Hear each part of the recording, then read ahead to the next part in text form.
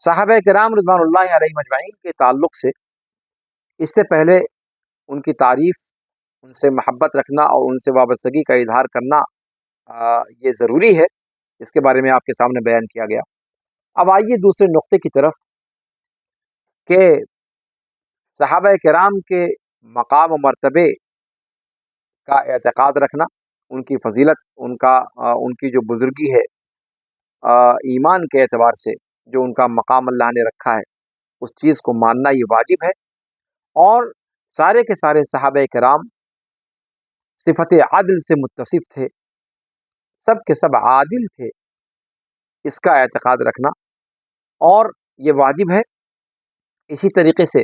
सहाबा कराम के दरमियान जो निज़ाआत हो गए थे, जो झगड़े हुए थे, उन झगड़ों की तफसील में न पड़ना, उनकी तफसील से रुकना सही दलीलों की रोशनी में, ये वाजिब है। सहाबा कराम के हुकूक में से ये है। इसका बयान इस दूसरे नुक्ते में आज आपके सामने रखा जाएगा इंशाअल्लाह। सहाबा कराम की फजीलत क्या है रिज़वानुल्लाह अलैहिम अजमईन? अल्लाह रब्बुल आलमीन ने सहाबा कराम रिज़वानुल्लाह अलैहिम अजमईन की तारीफ़ फरमाई है। उनसे अल्लाह रब्बुल आलमीन, उनसे सारे से अल्लाह रब्बुल आलमीन राज़ी हो गया, खुश हो गया, और उन सब से अल्लाह रब्बुल आलमीन ने जन्नत का वादा किया है। सहाबा कराम रिज़वानुल्लाह अलैहिम अजमईन में से कोई एक भी फर्द ऐसा नहीं है जो जन्नत में ना जाए। और ये जन्नत की बशारत कुरान करीम के अंदर, उस कुरान में जो क़यामत तक तिलावत किया जाता रहेगा और हर सहाबा की दुश्मन में एक फांस बनकर रहेगा, वो कुरान करीम की आयत सहाबा कराम के बारे में बशारत देती हैं कि जितने भी सहाबा कराम हैं वो सब के सब जन्नत में जाएंगे। आइए कुरान करीम की वो आयत जो सहाबा कराम के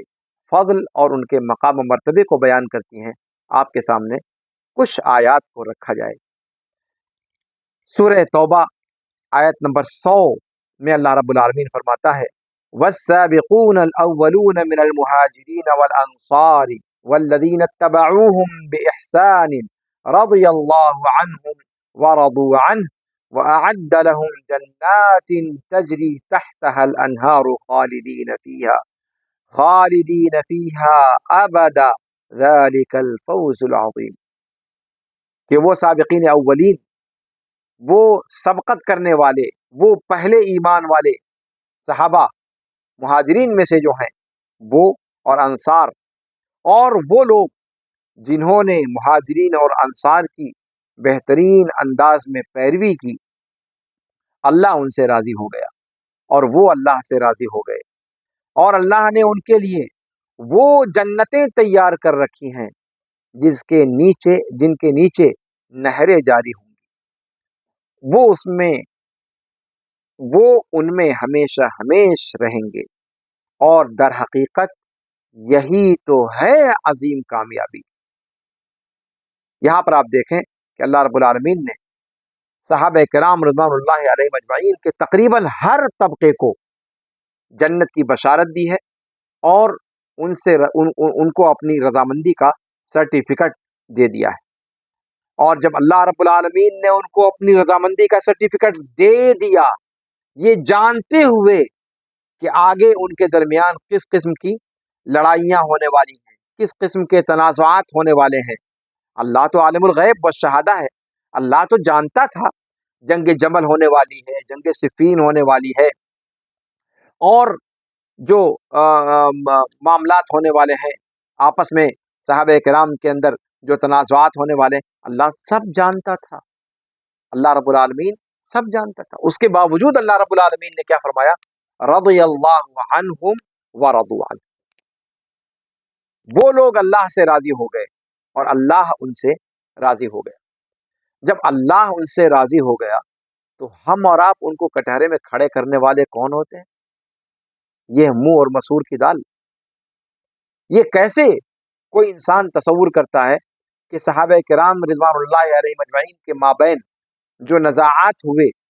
जाहिर सी बात है وہ سب کے سب دین کے باب میں مخلص تھے. وہ ان کے اپنے اجتہادی نقطہ نظر تھے جو پیش آئے، اللہ ان سے آگاہ تھا. ان سب کو اللہ رب العالمین نے جنت کی بشارت دی ہے اور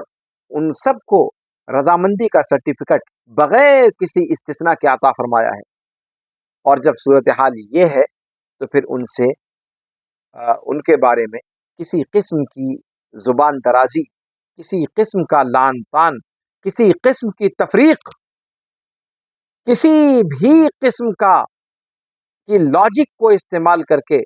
ان کے درمیان طعن زنی کا رویہ اختیار کرنا یہ جائز نہیں، حرام ہے. ممکن ہی نہیں کہ آپ اس کے بارے میں اپنی زبان کھول سکیں اور آپ صحیح ڈگر پر قائم ہوں. اسی طریقے سے اللہ رب العالمین سورہ فتح آیت نمبر 18 میں فرماتا ہے لَقَدْ رَضِيَ اللَّهُ عَنِ الْمُؤْمِنِينَ إِذْ يُبَايِعُونَكَ تَحْتَ الشَّجَرَةِ. اللہ رب العالمین سارے اہل ایمان سے راضی ہو گیا، ان سارے مومنین سے راضی ہو گیا جو آپ سے درخت کے نیچے بیعت کر رہے تھے. دیکھ رہے ہیں آپ، سارے کے سارے صحابہ کرام جو اس وقت موجود تھے، ان سب کے بارے میں اللہ رب العالمین نے رضامندی کا سرٹیفکیٹ دیا ہے اس آیت کریمہ میں. اسی طریقے سے اللہ رب العالمین نے سورہ حشر آیت نمبر 8 تا 10 میں فرمایا لِلْفُقَرَاءِ الْمُهَاجِرِينَ الَّذِينَ أُخْرِجُوا مِنْ دِيَارِهِمْ وَأَمْوَالِهِمْ يَبْتَغُونَ فَضْلًا مِنَ اللَّهِ وَرِضْوَانًا وَيَنْصُرُونَ اللَّهَ وَرَسُولَهُ أُولَئِكَ هُمُ الصَّادِقُونَ وَالَّذِينَ تَبَوَّؤُوا الدَّارَ وَالْإِيمَانَ مِنْ قَبْلِهِمْ يُحِبُّونَ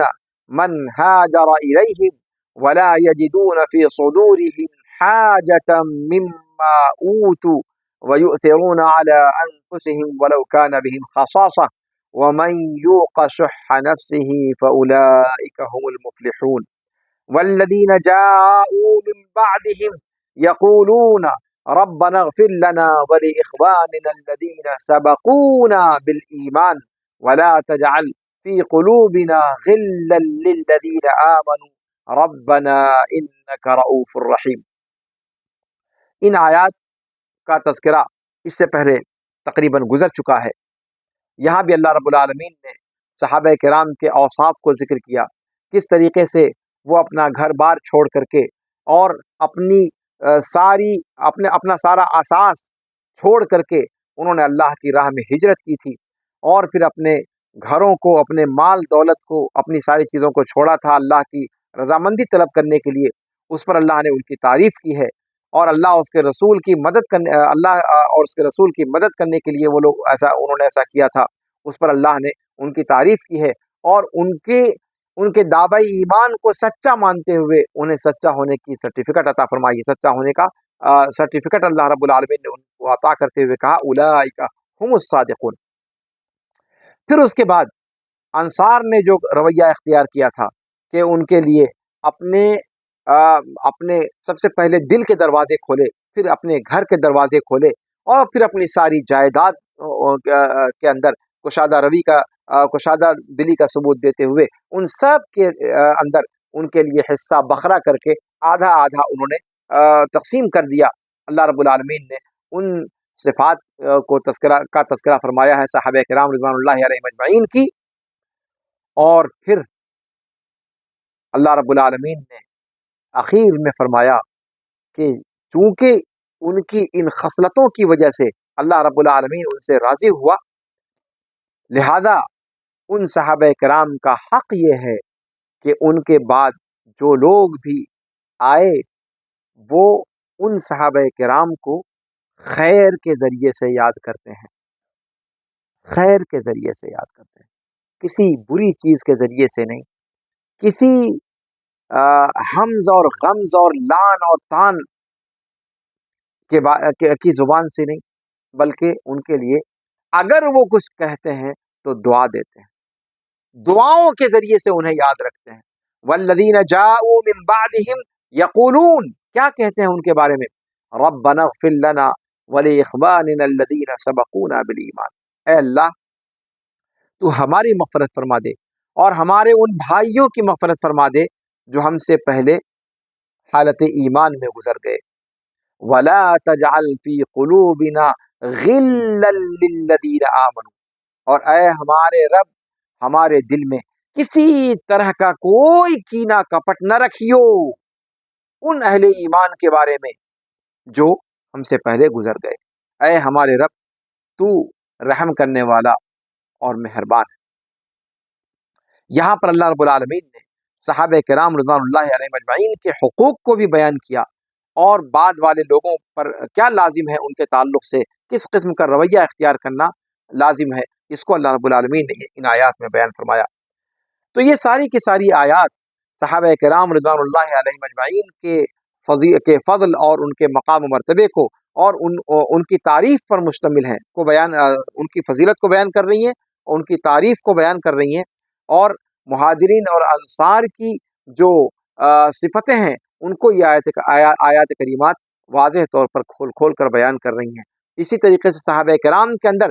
جو کیٹیگریز تھیں، جو درجات تھے، جو مقامات تھے، ان مقامات کے اعتبار سے صحابہ کرام کے درجات کو بیان کر رہی ہیں۔ تو مہاجرین کا ذکر کیا، انصار کا ذکر کیا، اہل بدر کا ذکر کیا، اہل بیعت رضوان کا ذکر کیا جنہوں نے درخت کے نیچے اللہ کے رسول صلی اللہ علیہ وسلم سے بیعت کی تھی، اور ہر اس شخص کا ذکر کیا جس کو شرف صحبت نصیب ہوا اللہ رب العالمین کی جانب سے، یعنی آپ صلی اللہ علیہ وسلم کی رفاقت جن کو نصیب ہوئی، ان سب کی تعریف اللہ رب العالمین نے ذکر فرمائی ہے۔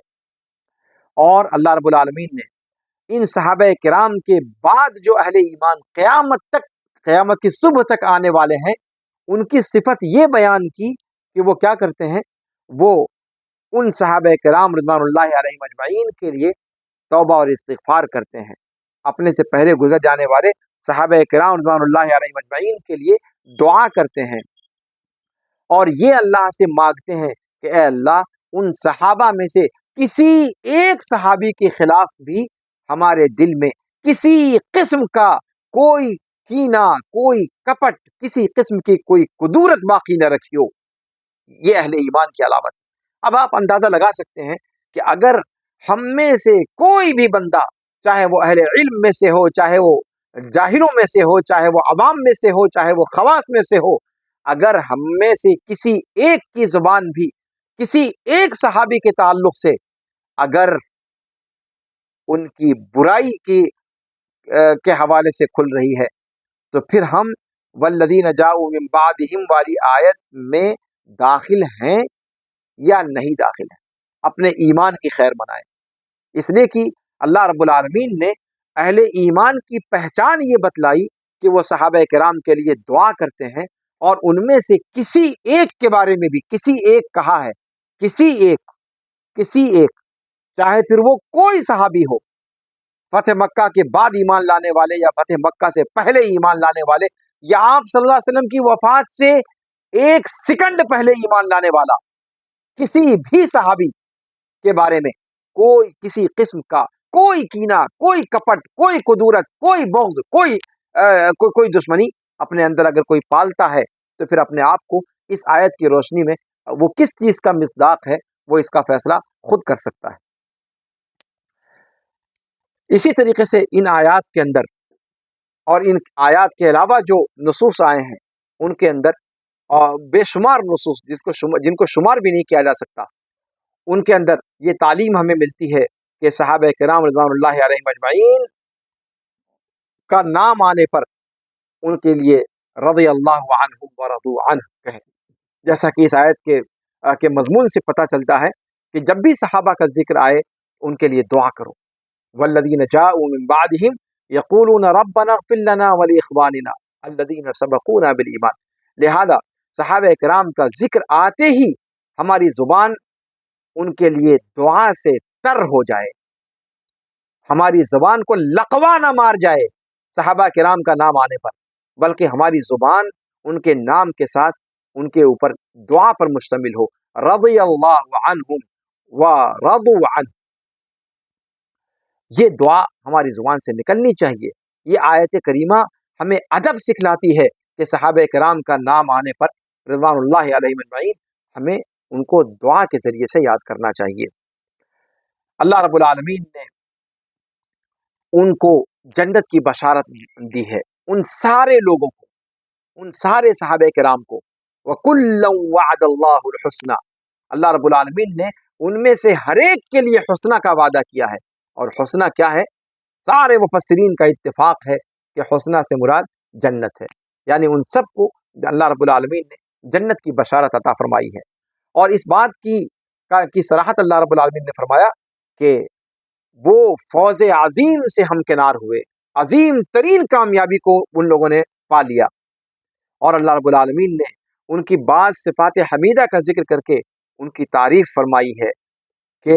وہ محبتی تھے، اہل ایمان سے محبت کرنے والے تھے، وہ دوسروں کو اپنے اوپر ترجیح دینے والے تھے، جود و سخا کا پیکر تھے، اپنے مسلمان بھائیوں سے محبت کرنے والے تھے، اللہ کے دین کی مدد کرنے والے تھے۔ ان جیسے اوصاف کا تذکرہ ان آیات کریمات میں جو ابھی آپ کے سامنے پڑھی گئیں، ان کے اندر اللہ رب العالمین نے صحابہ کرام رضوان اللہ علیہم اجمعین کی ان صفات حمیدہ کا ذکر فرمایا ہے، اور ان کا بہترین انداز میں تذکرہ فرمایا ہے، جس تذکرے کے وہ پورے طور پر مستحق تھے۔ اللہ رب العالمین نے ان کا ذکر خیر اس انداز میں کیا ہے۔ اللہ کے رسول صلی اللہ علیہ وسلم نے، یہ تو آیات کی بات ہو گئی، قرآن کی آیات کی، اللہ کے رسول صلی اللہ علیہ وسلم نے بھی بے شمار احادیث میں صحابہ کرام رضوان اللہ علیہم اجمعین کے مقام و مرتبے کو بیان فرمایا ہے۔ امام مسلم رحمہ اللہ جابر بن عبداللہ الانصاری رضی اللہ عنہ کی روایت کی سند سے روایت لائے ہیں کہ اللہ کے رسول صلی اللہ علیہ وسلم نے فرمایا کہ جہنم میں ان صحابہ میں سے کوئی بھی صحابی داخل نہیں ہوگا جس نے درخت کے نیچے آپ صلی اللہ علیہ وسلم کے ہاتھ پر بیعت کی، لا يدخل النار احد بايع تحت الشجرہ۔ اسی طریقے سے یعنی اس سے کیا پتہ چلا کہ ان سارے صحابہ کرام کے بارے میں اللہ کے رسول صلی اللہ علیہ وسلم نے جو بیعت رضوان میں شامل تھے، اللہ کے رسول صلی اللہ علیہ وسلم نے ان کے جنتی ہونے کی بشارت دی ہے۔ اس کے علاوہ بعض دیگر احادیث جو عام ہیں، عام صحابہ کرام کے فضل اور مقام مرتبے کو بتلا رہی ہیں، اور آپ صلی اللہ علیہ وسلم کی بعض احادیث وہ ہیں جو اہل بدر کی فضیلت میں آئی ہیں، ان میں سے بعض احادیث وہ ہیں جو چند صحابہ کرام کا نام لے لے کر ان کی فضیلت کو بتلانے والی ہیں۔ اس طرح کی ساری احادیث کتب احادیث کے اندر موجود ہیں، ان سب کو تفصیل سے ذکر کرنے کا یہ موقع نہیں۔ لہذا کیا پتہ چلا کہ سارے مسلمانوں پر واجب ہے کہ ان نصوص کو، جو کتاب و سنت کی جو دلیلیں ہیں، ان کو پورے طور پر اس کی تطبیق کریں، اور سارے کے سارے صحابہ کرام رضوان اللہ علیہم اجمعین سے بغیر کسی استثناء کے ان کے درمیان ان سب سے وابستگی کے اظہار کو واجب کر لیں، اپنے اوپر ان سے محبت کو واجب کر لیں، ان سب سے بغیر کسی استثناء کے ان سب سے راضی ہوں، اور انہیں جب بھی ذکر کریں ان کا ذکر خیر ہی کریں، اور ان کی اقتداء اور اتباع کرنے کی کوشش کریں، اور ان کے راستے پر چلنے کی کوشش کریں۔ اور اس تفصیل کی روشنی میں یہ بات بھی سمجھی جا سکتی ہے کہ صحابہ کرام رضوان اللہ علیہم اجمعین کی زندگی میں جو آپسی تنازعات پیش آئے تھے، ان تنازعات کا تذکرہ کرنے سے رک جانا، اس میں قیل اور قال سے بچے رہنا، ان میں سے ان تنازعات میں ملوث صحابہ میں سے کسی کے بارے میں بھی کسی قسم کی زبان درازی سے بچائے رکھنا، یہ بھی اہل ایمان کے اوپر ضروری اور واجب ہے۔ اس بات کو ہم نے جان لیا کہ اللہ کے رسول صلی اللہ علیہ وسلم کے صحابہ کرام وہ چنیدہ افراد تھے، وہ کریم طبقہ کے لوگ تھے اس امت کے، ہمارے نبی صلی اللہ علیہ وسلم کے بعد یہ وہ لوگ تھے جنہوں نے اسلام کی طرف سبقت کی، اسلام کی طرف سب سے پہلے جنہوں نے قدم بڑھایا، یہ ہدایت کے روشن منارے ہیں، یہ تاریکیوں کے روشن چراغ ہیں، یہ وہ لوگ ہیں جنہوں نے اللہ کے راستے میں جہاد کیا جیسے جہاد کرنے کا حق ہے۔ اللہ کے راستے میں انہوں نے پوری طریقے سے ہر امتحان میں کامیابی حاصل کی، اسلام کے دفاع میں انہوں نے ایڑی چوٹی کا زور لگا دیا، یہاں تک کہ اللہ رب العالمین نے اس دین کو تمکن نصیب فرمایا، اس دین کو اللہ رب العالمین نے غلبہ نصیب فرمایا روئے زمین پر ان صحابہ کرام رضوان اللہ علیہم اجمعین کے ہاتھوں۔ تو جس بھی بندے نے ان میں سے کسی ایک کی عیب جوئی کی، ان میں نقص ڈھونڈنے کی کوشش کی، یا ان میں سے کسی ایک صحابی کو بری عادت کے ذریعے سے یاد کیا، بری عادت کے حوالے سے یاد کیا،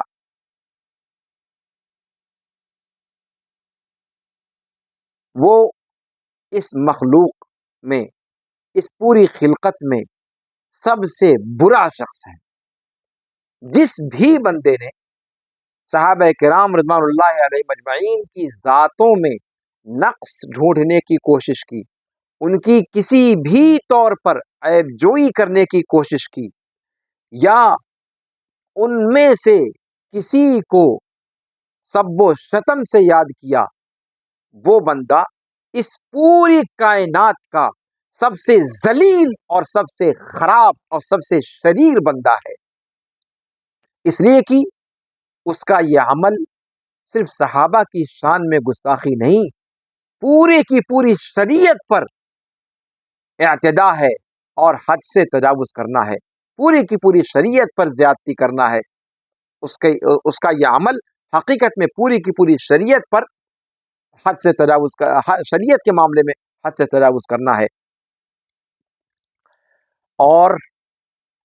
یہ تو صرف ان کے بارے میں عیب جوئی کرنے والے کی بات تھی، اگر کوئی بندہ صحابہ کرام میں سے کسی پر کفر کا یا ارتداد کا حکم لگاتا ہے تو وہ حکم صحابہ کرام رضوان اللہ علیہ مجمعین کا تو کچھ بھی نہیں بگاڑ سکتا، اس لیے کہ ان کے صاحب ایمان ہونے پر،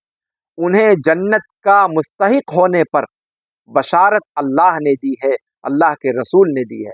اگر صحابہ کرام میں سے کسی کے ارتداد کے بارے میں، کسی کے کفر کے بارے میں اگر کوئی بندہ کہتا ہے تو اس کفر کا، اس ارتداد کا کہنے والا بندہ زیادہ مستحق ہے بنسبت صحابہ کرام رضوان اللہ علیہم اجمعین کے، اس لیے کہ صحابہ کرام رضوان اللہ علیہم اجمعین کے بعد آنے والا جتنا بھی عمل خیر کر لے، جتنی بھی عبادت کر لے، جتنی بھی اطاعت کے کام کو انجام دے لے، وہ صحابہ کرام رضوان اللہ علیہم اجمعین کے مقام اور مرتبے کو نہیں پہنچ سکتا۔ صحیحین میں یعنی بخاری اور مسلم دونوں میں ابو سعید خدری رضی اللہ تعالی عنہ وارضاہ سے روایت ہے کہ اللہ کے رسول صلی اللہ علیہ وسلم نے فرمایا، لا تسبوا احدا من اصحابی، میرے صحابہ کرام رضوان اللہ علیہم اجمعین میں سے کسی کو برا بھلا نہ کہو۔ گالی تو بہت بڑی بات ہے، کوئی برا جملہ بھی ان کی شان میں نہ کہو۔ تم میں سے کوئی شخص احد پہاڑ کے برابر بھی اگر سونا خرچ کر دے تو صحابہ کرام رضوان اللہ علیہم اجمعین کے خرچ کیے ہوئے ایک مد یا نصف مد کے برابر بھی نہیں ہو سکتا۔ متفق علیہ روایت۔ اور مد آپ جانتے ہیں کہ وہ ناپ اور تول کا پیمانہ ہے۔ فرمایا کہ تم میں سے کوئی شخص اگر جبل احد، آپ نے اگر احد پہاڑ دیکھا ہو، اگر نہ دیکھا ہو،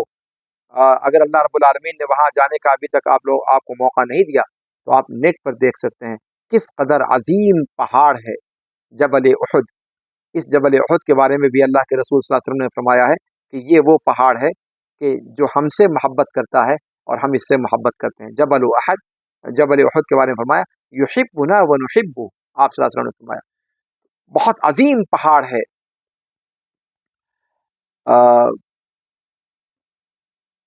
مدینہ کے اندر مسجد نبوی سے تقریباً 2.5-3 کلومیٹر کے فاصلے پر واقع ہے، عظیم پہاڑ.